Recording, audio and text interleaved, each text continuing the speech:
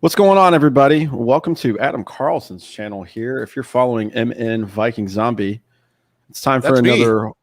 Yeah, that is. We figured out that we can't put up names. We either have to have the title of the movie that we're reviewing or our name. So you guys can figure that out and do a process of elimination. But this is Adam Carlson's movie review channel, and I'm glad to be a part of it. My name's Kyle Smith. That's Adam Carlson on the right on the screen. And we're going to do a classic horror story movie review today off Netflix. Pretty, Yeah, don't tell you pretty new look interesting. me kind of makes you look a little bit like a soccer hooligan.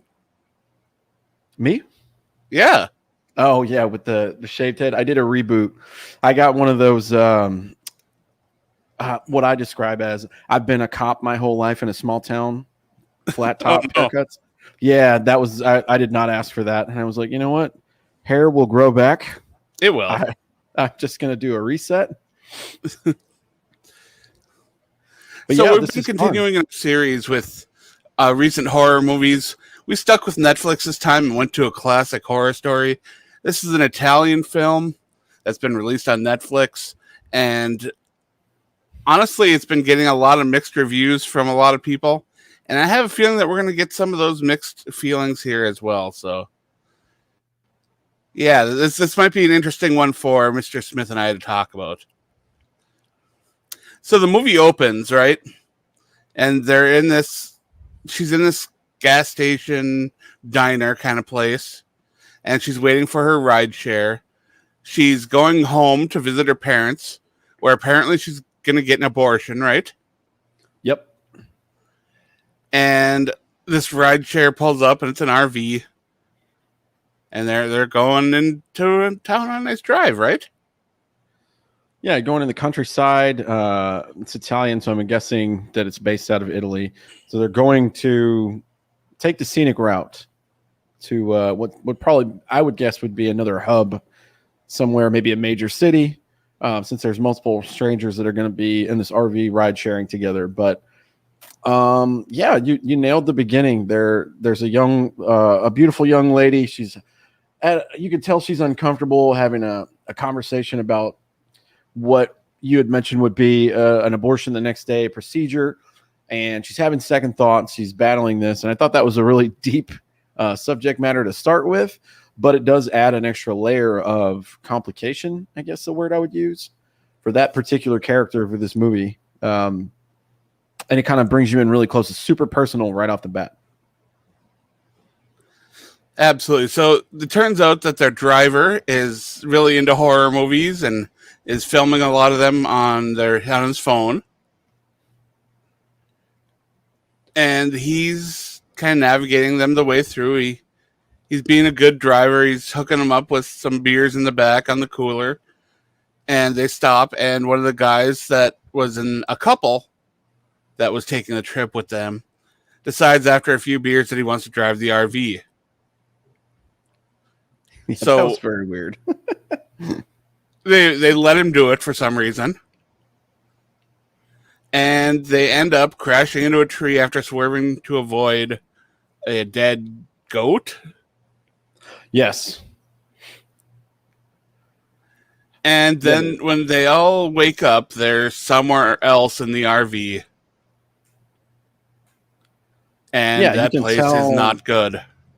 You can tell there were missing pieces there, but because everyone was probably injured, probably blacked out, magically the tour guide wasn't. That was convenient.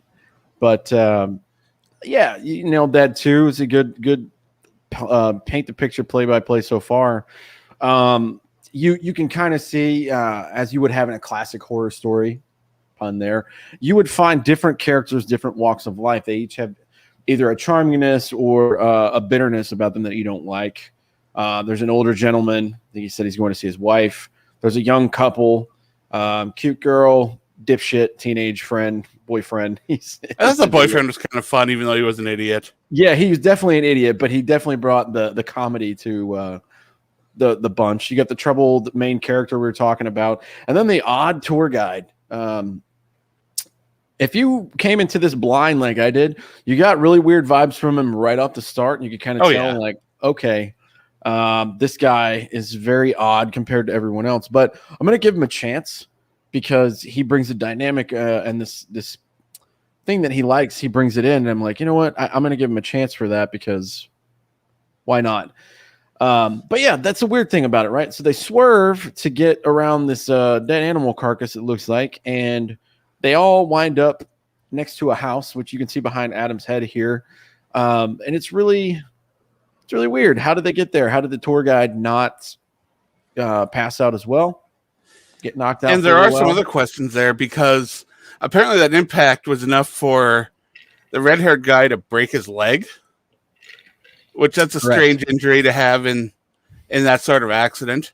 And also, everybody was drinking, so they were passed out, but the pregnant girl did not drink, but was passed out anyway. Correct. So are we to assume that she bonked her head real good? I think so. They didn't really provide much there. Everyone else had pretty minimal injuries. Because they never really gave a good reason for her to be unconscious while they were moving this vehicle. Right. Yeah, she was peer pressured into taking like one sip of beer, and you could tell she was really not feeling that before they eventually got to the night and switched drivers. But yeah, it was really weird. I'm assuming Mr. Redheaded boyfriend idiot guy. I'm assuming that he was ejected through the window or something because he had a nasty leg injury. He was probably in a lot of pain, not having a good time. And then they wind up at this house, which we had mismentioned, and you know they do the natural thing that most people would do. They try to knock and see if anyone's home. I always find it funny in these movies that there's this ominous house and there's enough light where you can see around the frame, and then magically the house, there's no one inside, but the door is open. Classic mistake. Don't ever go in. Get as far away from there as you can. just to all these fictional characters, don't be investigative. It's never going to end well. Yeah, so they have no idea where they are. The road's nowhere near them. There's no tracks for them to follow back out to the road, which is strange.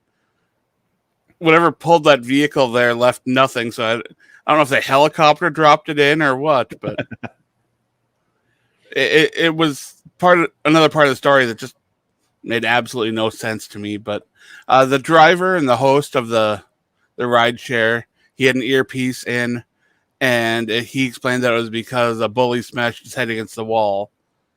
But there was a little bit more to it than that. Yeah, the local and the driver who mysteriously just lets everyone know, like, hey, this is the story. They get inside, they start figuring out what this was.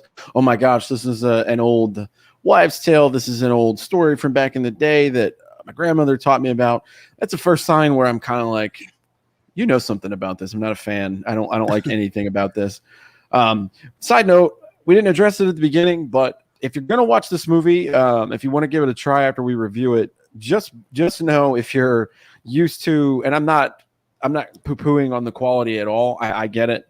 And a lot of other films outside of the US operate this way, but yeah, there's a lot of, it's pretty much lip syncing over. You can tell that the mouths don't match whoever decided to voice over these things. Well, you can watch it as subtitled or a dub. I checked it. I had to make sure when I watched that I wasn't receiving a different version of it. I had no subtitles on. I could just tell that these were not matching up with the original audio. It's a little bit distracting, but once you can kind of, gloss over, it's not that bad. But I just want to throw that disclaimer out there. For future reference, though, on Netflix, you can go in, you can turn the language back to Italian and turn on subtitles if you like. I know a lot of people really enjoy doing that. Otherwise, you do have the option of having dubs, which is fine. Speaking of subtitles, they did throw in a few for context clues in here, which is really nice. When they're investigating around this house, they ended up wandering off in the woods, and they see what appears to be, which I thought was really, always creepy when you bring in any kind of biblical stuff in a horror movie. What seems to be like the Trinity and also three crosses. There are these wooden figures that look like bodies, but they're not. But they have pigs' heads on top of them or at the bottom. And that's when they started seeing, like, oh, this is some kind of evil cult, correct? And he says, yeah, something like that would be the tour guide. So then you immediately know, like, this is not going to be a good time. So Yeah, so this cult is actually based on a real Italian folk story. This nice. wasn't fabricated for the film. This is something that is actually a story that is told in Italy with those three ridiculous names for those monsters.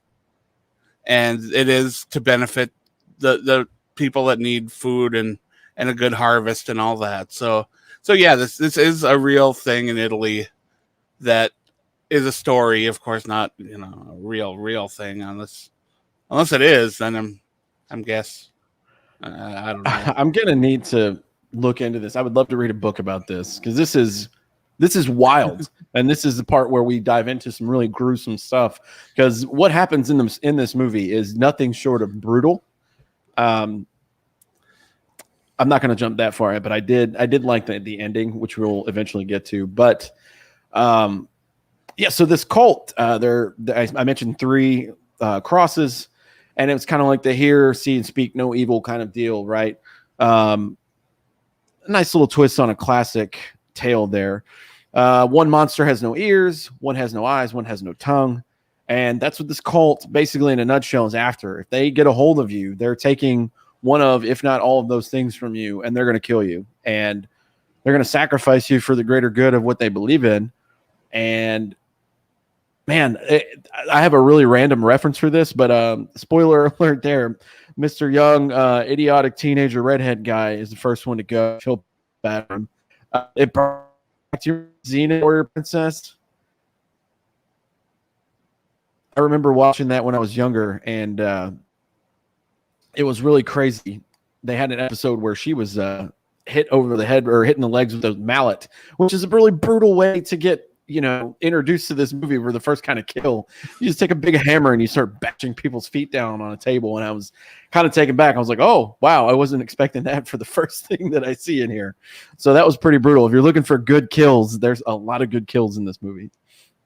I'm going to hugely disagree with you here. Uh-oh. I felt like the horror and gore that was advertised for this movie was way too far overstated. Not only was the bashing of the legs the goriest and scariest part of the whole movie, but it was really the only time that they had a lot of on-camera kills that showed what was happening. A lot of times the camera angles were placed so that you never saw directly what was happening. Like when the ears were cut off, there was never on camera. The camera was on the other side of their head. Yes. And things like that. So if you're watching this for part of the gore, don't bother because it's not worth it. Yeah, you're going to have to imagine it, which I respect the part of that. I guess that's where, not necessarily I think we disagree. I just see what they're doing there is they're letting you imagine what it was. But if you're going for one of those like Evil Dead kind of things, which I finally watched this weekend, if you're going for one of those, you're not going to get nearly as much in your face gore and killing and brutality, that you're going to get from other places. That was if you're watching for like Turista's kind of gore, which is what this kind of boils down to a little bit, you're not going to get that. This is a very light version of that.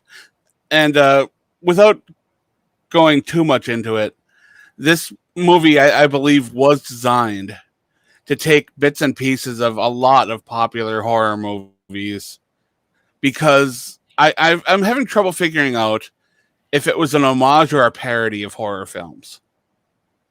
I don't know if this was a love letter or if they were making fun of them based on what this movie was. And that never really became clear. And as a lover of horror movies, part of me felt like they were mocking the horror genre so much that it was hard to enjoy as someone who loves horror films. Well, elaborate on that because I want to hear your part of it. I feel more on the love letter side, even though there are pieces that we're addressing right now, and we're still going to hit a couple more things later as we go through the movie that could have been better. But what makes you think that, and what makes you feel that way? Because people, I want to hear that just as a fan and listen to you talk about it. A lot of it was how it was self-referential in a lot of ways. Like they did mention the Evil Dead stuff with the cabin in the woods. And then, of course, the cabin in the woods stuff that was going on with the basement and the cameras and all the different pieces that were taken from all these horror movies. They even name dropped like the masters of the gigantic names of the horror industry. Him saying that those three monsters were Freddy, Jason, and Michael Myers of his movie. And I get that they were trying to make him the killer, the movie maker, the whatever. They wanted to make him be this mega horror fan, but instead it comes off as like he didn't think the horror movies were enough to stand on their own. So he needed to take what he considered to be the best parts of each. And instead, what it piled up to was this horror movie, a classic horror story that ended up being a disjointed mess of a pile of what was basically a clip show of other horror movies with no finite ending and some preachy politics included at the end, because for some reason they felt like they needed to self-reference themselves, especially in the blood flick stuff at the end or whatever it was. Yeah. And I don't know if this is a genuine love letter or not, because it felt more like a parody. I could see that. What I collect from hearing from what you're saying and piecing it together and combining two, because I'm still pretty fresh, so it's really hard to give something definitive. Like when you watch something a bunch and you notice the little nuances after one cold watch and then listen to what you're saying, I feel like it is a love letter and kind of saying to like, hey, look, this is what it could be as a classic love story, but also you're not going to top those things that they reference because they're such classics and icons for the horror genre. You know what I mean? I think that he being the sacrificial lamb, the director in this movie, the tour guide we were referencing for the RV, he wants so bad to be all these things, but better. And it ends up kind of blowing up in his face. Pun there. But they didn't even let him be the mastermind. Right. He was taking direction through that earpiece. Correct. From his dwarf sister and his mother, who was apparently the mayor. Yeah, I want to talk about that scene because and then you got the table full of the Hills Have Eyes people. Yeah. They really did do a melting pot of a lot of references to try to tie it together. Yeah, it was a complete mess. Mm-hmm. And if you're going to watch this movie, you got to walk into it knowing that you are going to get so much just weird stuff thrown at you that it never feels complete. That was a scene that really I didn't understand a lot, and I was distracted a little bit. I was texting or whatever, but you were talking about, so we'll jump around a little bit here, but there's a scene, there's a main character we were talking about in this movie. She's on her way to meet family and get an abortion, and she's kind of the rugged survivor of all this. She has a pretty brutal setup too. They nail her hands down onto a wheelchair and wheel her out in the middle of this open field. If you've seen Midsommar, which was a very interesting movie, it's reminded me of that scene a little bit where they just have their leader. They're kind of talking around some kind of weird language. And it was really weird. You see the cops pull up. You see the lady who's obviously in charge. But I didn't hear a lot of that dialogue once she left the table and pretty much told her, hey, we have to kill you. Like these people need this. And I didn't see, I guess we find out later that there are cameras involved. So I guess the police are in on this too. Especially at the end, the very end where you see that she walks out of. So it sounds to me like all the cops are kind of in on this and they just kind of let them do whatever they need to do. And all this is taking place in a chained off war zone, pretty much. Again, we referenced this in one of our other movie reviews. I immediately thought of The Village and was like, oh, you just made it to the end of the property line. Jesus, man. How do you guys not know this? But in hindsight, I guess it makes sense. It was a sigh of relief at the end there. If you were rooting for her to live, I know some people don't want that and they want a not happy ending. I was kind of rooting for it. Based on what you're talking about now, this is like a loosely knitted quilt of all just... Yeah, that was the Last House on the Left stuff when they included that kind of stuff. Mm-hmm. So, yeah, is it a redemption movie? Kind of. Is it a supernatural horror movie? Kind of. Yeah. Is it a survival movie? A little bit. it's not enough of anything to stand on its own. And for that reason, I just couldn't really get too into it. The way that you're describing this is perfect for people that haven't watched it. And I don't know if you would, but I don't discourage people from watching this movie. You'll find some little pieces of things everywhere. But what Adam's saying, and it's, the way I'm picking it up, and I agree with, is if you're looking for a huge staple of like, okay, this is a thriller, this is a supernatural, this is just straight up a slasher, you're not going to get any of that here. So don't go into it with that vibe. The thing that I come away most with this movie, based on everyone there, it's a cult kind of slasher a little bit, but there's not a lot of slashing going on. Like you said, some of the best parts are from a different angle where you can't see what's going on. Yeah, the gore level is very, very low. Mm-hmm. The nudity level is just one ginger butt. So a lot of those classic tropes from horror movies aren't really included, but the characters, I don't know if it was the language barrier that was rough at times, but I never really felt very connected to any of the characters. Right. And of course, they did the one thing that every horror movie does too much is when they just zoom in and kind of fade everyone else out of the background other than the main character. So you know who to follow. You know who's going to survive. And there was absolutely no reason given as to why they let her survive. No. Or why they were keeping her. That's the biggest question that I had coming out of this. Okay, are we picking people based on their morality scale? Are they a good person? Well, I don't know if dipshit teenager was a good guy. He was kind of an idiot, but hey, he didn't have any bad Drinking qualities. and driving ain't good. Yeah, drinking and driving's not a smart idea, but he could have been a nice guy. His poor girlfriend seemed like a sweet girl. Yeah. Have no idea. The older gentleman, maybe mid-40s, have no idea what his background is. Yes, the doctor. He was a little brash to them at times, but you don't have a real rhyme or reason as to why they get selected. If it was survival of the fittest, like I referenced this movie earlier, Midsummer. They pick out a guy up till the very end before they kill him, and they're going to use him to breed. That was his whole thing. What is your quality that we're keeping you here for? I don't know. We're talking about this main character, the young lady. I have to say too, if we're going to go on realistic stuff, because this is our fourth movie review together, we have to base some of this stuff on, especially being an action guy and being in the military for a long time. I can tell you in every action movie, everyone's a marksman and an expert. They never miss. But in real life, it doesn't work like that.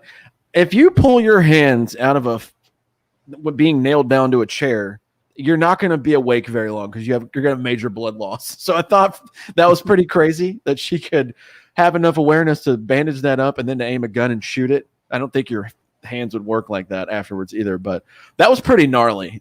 That was a pretty crazy scene. The way the blood was flowing out of the hands, though, was a lot unrealistic. So, I mean, that too was like the puddling and the way it was done. You could tell a lot of it was prop work, which I don't know if this movie had a very high budget or not. I'm assuming it didn't. Right. And the cast is all relative unknowns as far as I know. So I'm assuming this wasn't a huge budget thing that Netflix saw was cheap, so they picked it up and dubbed it and put it on Netflix. That's just what I'm assuming happened. Now, being able to put that out and promote that the way they did, Netflix is very good at promoting their investments. They will shove those at you constantly. You log into Netflix and you go to that recommended, they're all Netflix originals. Every one of them. And that's smart because they're going to be getting the money on their investment. But the fact that they are using this movie to try to draw in people, and I don't think people wanting a good, solid horror movie with a tight story, they're going to hate this. People watching it for the gore factor or for nudity or for great character development, they're going to hate this. Yeah, I think that's probably why you and I are a little bit different. I'm in agreement with everything you're saying. I just don't think my level of commitment or intensity of it you have a lot more knowledge in this horror game than I do. I think we both know that. I came into this very blind. It's kind of like a cold watch, and yeah, there were qualities that I like because I'm pretty much your generic audience member. You know, I like a good plot. I like the good guy surviving and the evil guy getting taken down, that kind of thing. There's a good redemption story at the end, or payback, I should say, as we were talking about with the main character getting her revenge, and assuming that she lived. But that's another way that my story for this doesn't make a lot of sense, because yes, everybody else in the RV died. Yep. And it was brutal, and she had a tough time, and yeah, she got nailed to the wheelchair. I get all that. But they never really built up enough for the redemption to feel good. They never took anything from her personally, which is why I know a lot of those other redemption movies are like the character gets their family killed or they're sexually assaulted or something, just to get your blood boiling, so you root for those other people just to die the most terrible deaths. But this movie never really gave the main character that level of hatred to make the redemptions feel really good. Right. I also thought it was kind of crazy. Maybe it was just a point of like her not caring and reaching that, like I might die anyways, and that realization though. When she turned kind of sinister there, and she's watching those 9 televisions that pulled together, right. I was kind of taken back by that, because I've seen nothing but a sweetheart up to this point, and then she was just like this maniacal person who's just gonna rip her body apart to go out and get revenge. I was like, well, I mean, that's cool. But you're right. I don't see the reasoning there.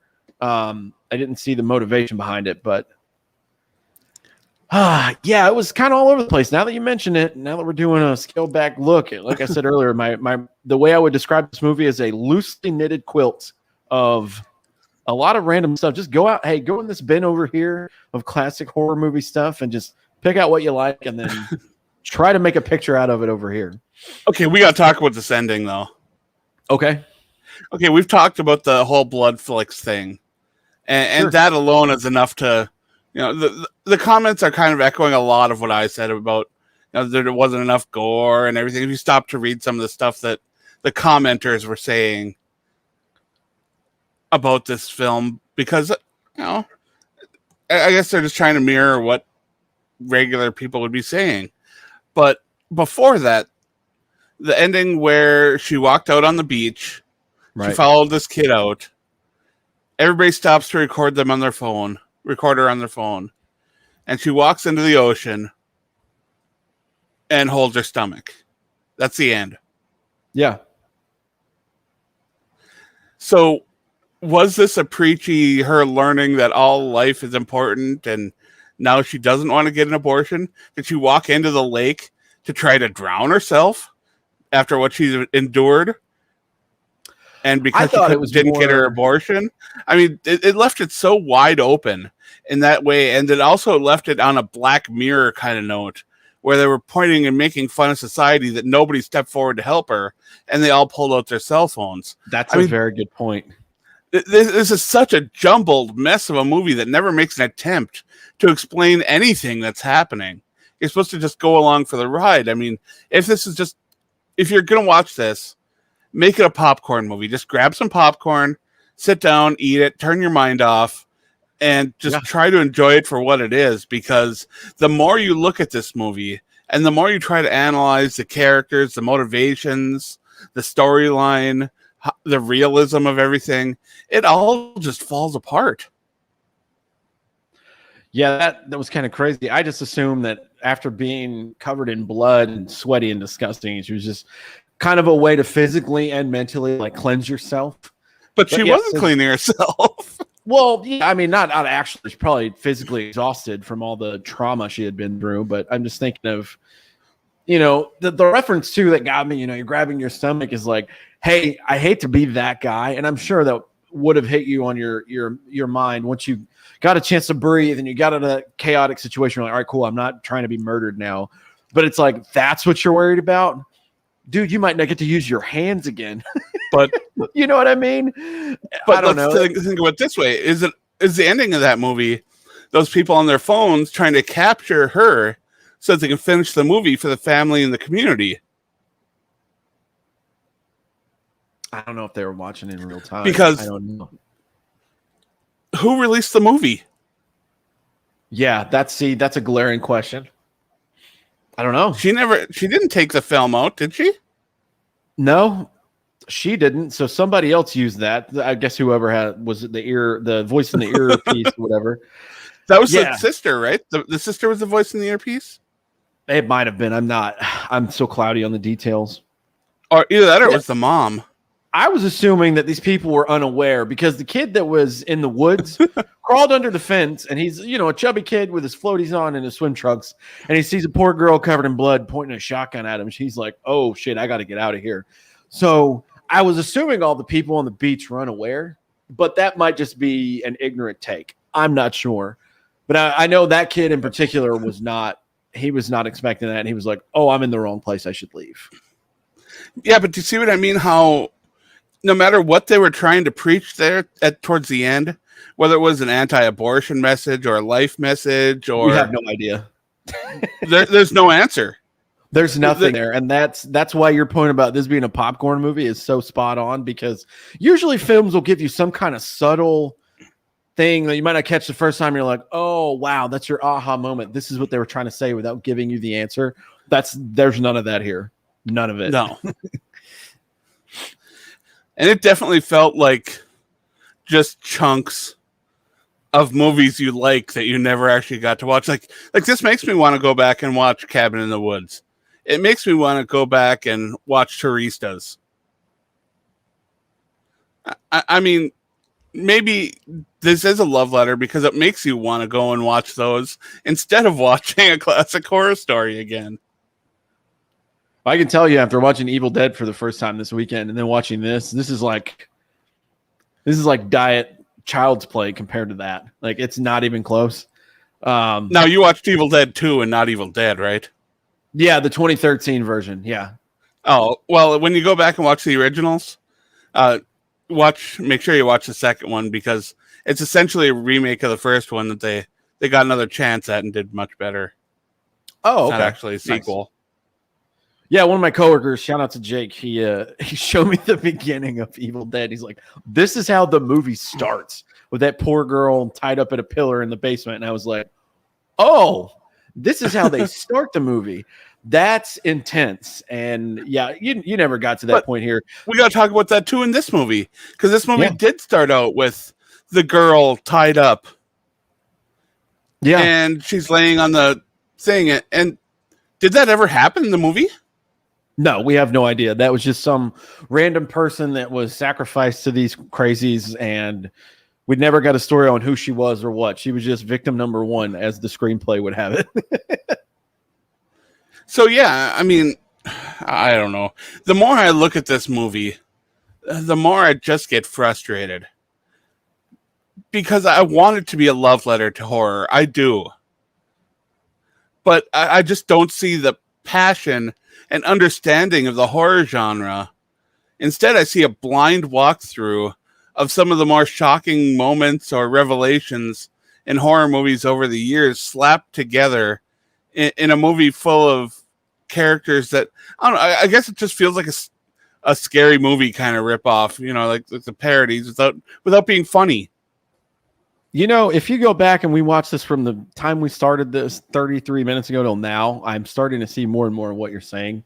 Because I didn't hate this movie, but it's one of those where either it's really bad or it's not. But there's also that middle of the road kind of thing where it's like, I really don't know. And I'm kind of in the middle of, I don't know what the hell was going on here.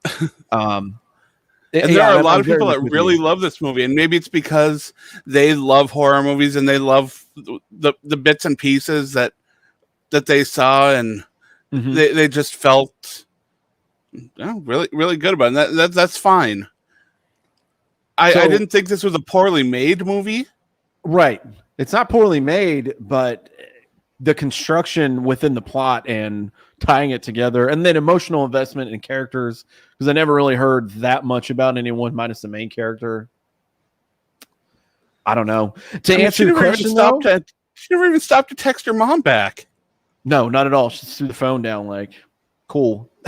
This is wild. To answer your question, though, is this one of those where it's a making fun of or a love letter? I think this is a really shittily written love letter.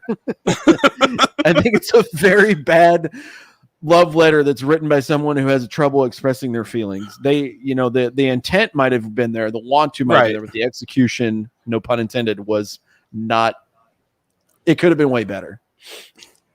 Yeah. So as a whole, I mean, we're not going to do a complete walkthrough of the rest of the movie.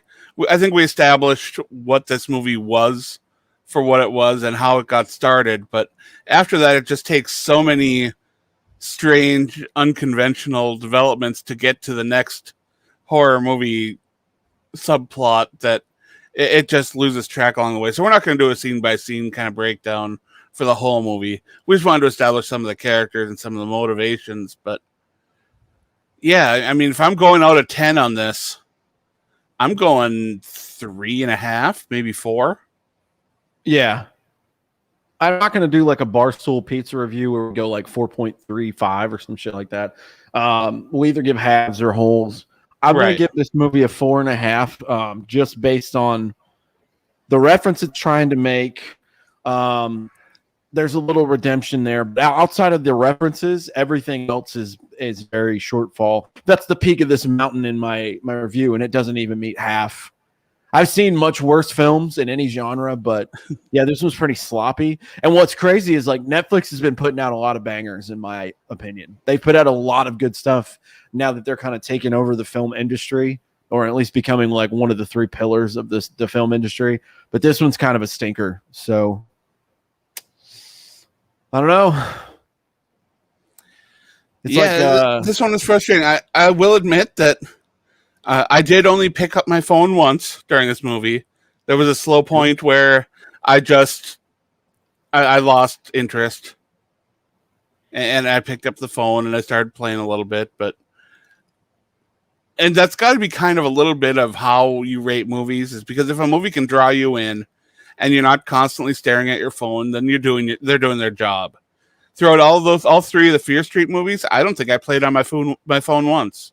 No, those are much better, much more. Even though there were 3 of them, and we kind of ranked them, and you guys should go check that out, just so we can do a random plug. You should check that out as the stuff we've done recently here. But not once. The worst of those 3, and I say worst very loosely, is probably a time and a half higher than what I would rate this movie. And I'm not, like I said, this is not the worst film I've ever seen. No, by far and beyond. But what you have said, you've explained this very well. I think this is one of the best episodes for you to help any random person that just like, hey, let me see what somebody says about this. If they land on this, they'll get a very good preview of what to expect. And it's a lot of question marks. It really is. It felt like a bit of a mess. And I know that Italian horror has had its glory day back in the past, and they're trying to rebuild it back up. But I don't think there's any way that you can beat like even Japanese or French horror movies. I got to introduce you to some French horror movies because they are wow. I know, and you and Mr. West have introduced me to a couple of crazy horror films. And yeah, they were from overseas, from where we're at, and I'm open to that again. I don't really know. I wanted a little bit more shock value out of this, and then it took it away from me. So yeah, it didn't offer what I was hoping it would offer. From the very beginning, it was offering a lot of gore. There was a gore warning. And I'm wondering for what. But yeah, I mean, I wouldn't completely deter someone from watching this. If someone told me they were going to check it out, I would just say, well, it wasn't my cup of tea, but I hope you like it.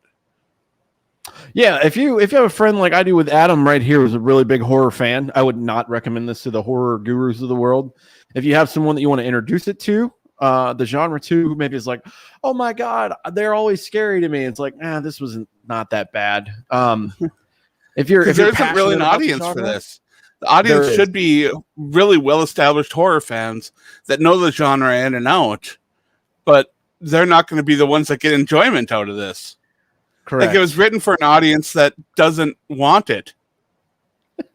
That's brilliant. That's actually very true. So it Yeah. just confused me. So yeah, that's how I feel about it, and I guess that's where we're gonna leave things tonight, huh? Yeah. Check it out if you have free time and you're just absolutely bored. But if you have better things to do or productive stuff, you're not missing out on much. Sorry, Netflix. We'll give you a better one for the next movie we watch, I'm sure. But Yeah, we will be back. We're going to do another one of these because I have a lot of fun doing these. And I was looking forward to talking about this one because I knew that I was going to come in with a mostly negative approach to it. And I don't feel like this movie had a bad cast. I know there was a lot of ripping on the cast for the movie, but I thought for the most part they did their job well. The filmmaking of it, aside from some of the camera angles they chose, it was good. But as a whole, it was kind of flat. I hope the next movie we pick is a better one, and we will be back. We will choose another modern horror movie to discuss. And well, as a matter of fact, I think we're going to do that pretty much right after this gets over. So we're going to pick a movie and try to watch it. Maybe that new one, The Sinner. That's the new one that's out. Maybe we'll try that one. Or yeah, I'll let you steer that shit because I had a handful to choose from and I picked this one. So my movie picking choices, I'm revoking. No, I'm actually really glad you picked this one because it's different. I'll hand it to that. It's not your generic slasher movie. It's not your generic ghost movie. It is something different and unique. And if you want to watch something that's different from everything else that's out there, this is something that it'll fill that need for you. It was different. Now, was it good different? Not in my eyes, but it was definitely something that I'm glad I watched, but I won't watch again. Yeah, no, one and done. That's right. This was fun, man. I'm excited to do the next one, and yeah, you guys should check out Adam's stuff. I mean, this is a fun little side project we have going on. We do a football podcast. If you guys come from there and you decide to branch out, thanks for watching. But if you don't know and you're into football, we like the Minnesota Vikings. Check out his stuff there. I'm going to put your banner up if you want to plug your other stuff. Sure. I'm at MN Viking Zombie on Twitter and Instagram. I'm always over there posting something or putting up some pictures of cats or myself, which is a lot of fun. If you want to help me make a little bit of money, I work over on the Viking Age where I share some articles about the Minnesota Vikings. And as well, I put an article out every once in a while over on undeadwalking.com, which is a fan-sided website devoted to The Walking Dead.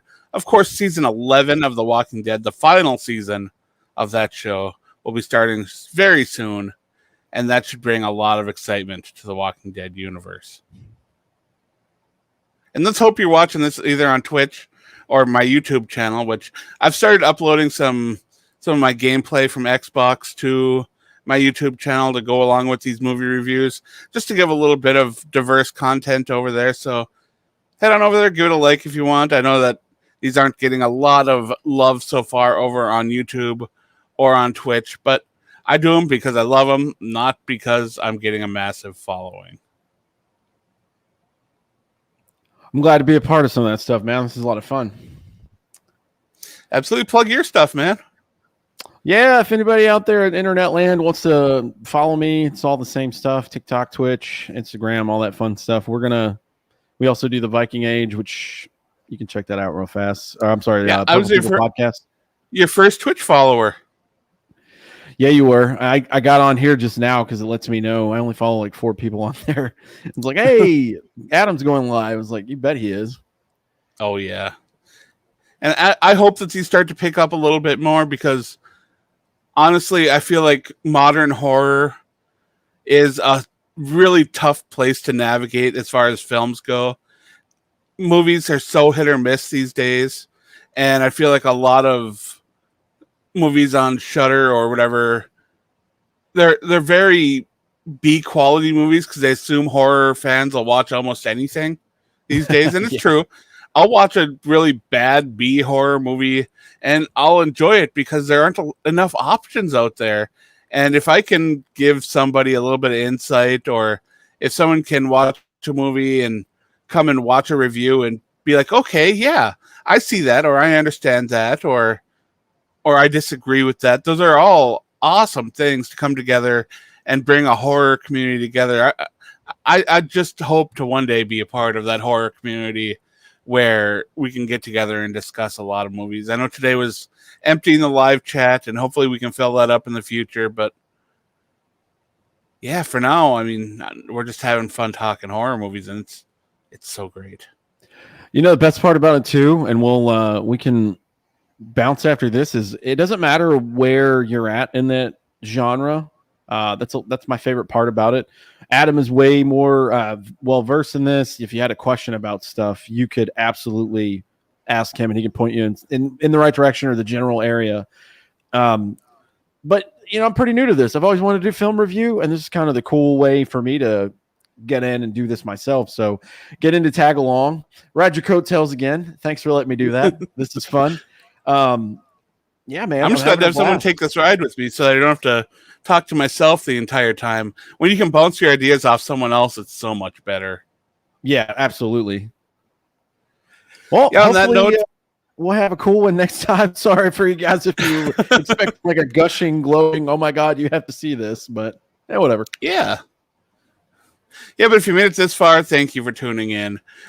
Make sure to tell your friends, join us live next time.